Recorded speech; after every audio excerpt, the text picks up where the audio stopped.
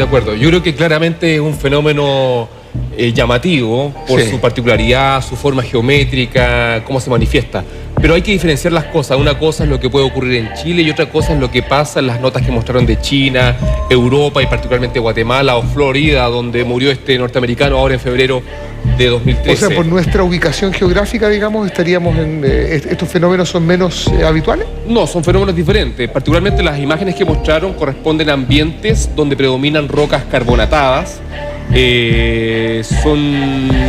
Son rocas relativamente solubles que ante la acción de las precipitaciones, aguas subterráneas, se generan cavidades y estas cavidades subterráneas con el tiempo pueden colapsar producto de múltiples agentes. Marcelo, ¿esto ocurre desde siempre? Sí, hay que entender de que estas rocas carbonatadas, donde las rocas calcáreas, los ambientes kársticos, son los que generalmente los ambientes propicios para que ocurran este tipo de fenómenos. Estamos hablando, y estas zonas, hay que entender que son zonas donde en el pasado, generalmente hay distintas causas de su generación, pero son zonas donde antiguamente estaban bajo el océano, mares muy someros, generalmente de altas temperaturas, donde los esqueletos de animales, las conchas, fósiles, se depositan, precipitan en el fondo y generalmente son rocas sedimentarias como una torta de 1000 hojas, donde estos materiales calcáreos luego se transforman en suelo, ¿cierto? Luego retrocede el mar con el tiempo y aparece un suelo más orgánico, aparecen los asentamientos humanos y tal como la península en Florida, todo eso está urbanizado hoy día, pero ciertamente está sobre un ambiente calcáreo.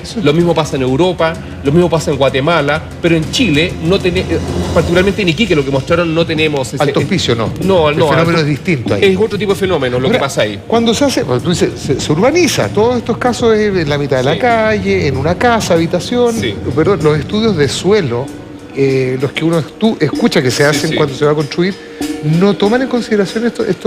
Sí, hoy día ciertamente hay preocupación, pero ten en cuenta de que gran parte de estos espacios han sido, por ejemplo, Europa, predominan los ambientes sobre roca carbonatada y el poblamiento de Europa es muy antiguo y por lo tanto no era tema.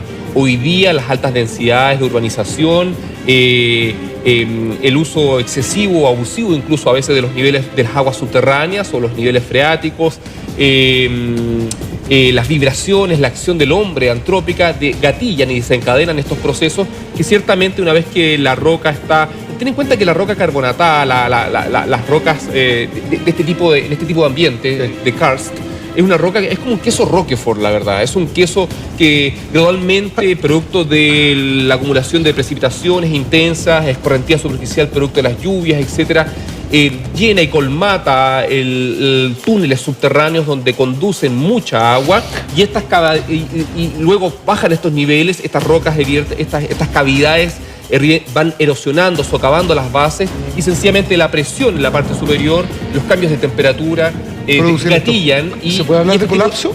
Sí, absolutamente, es un colapso, son fenómenos de subsidencia y dependiendo de la materialidad y el tipo de roca, los fenómenos tienen esta particularidad que rompen en forma esférica, es un círculo casi perfecto. ¿Sirve la pizarra para graficar esto? Sí, totalmente. Bueno, generalmente primero que nada hay que partir de la base que estamos en el océano, ¿cierto? Y en el océano hablamos de océanos someros, océanos de poca profundidad y por lo tanto si tenemos océanos de poca profundidad son océanos que tienen temperaturas altas. Entiendo. Entonces imagínate en el pasado una serie de organismos que viven bajo el océano y con el tiempo mueren y se precipitan en el fondo.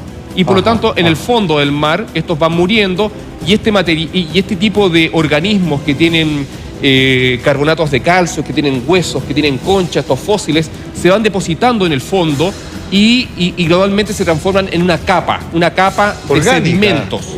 De sedimentos, por lo tanto es roca sedimentaria que con el tiempo, producto de presión y altas temperaturas, se transforma en parte del sustrato rocoso. Con el tiempo el mar desaparece retrocede, el mar cambia, el nivel del mar, ¿cierto? Esto es parte de una característica común, ¿cierto?, en nuestro planeta. ¿Esto pasa en cuántos miles de millones de años? Miles y miles y miles de millones de años. Pero con el tiempo esta roca queda ahí y con el tiempo aparece la vegetación, aparecen los árboles y aparece el asentamiento humano, las viviendas, etcétera.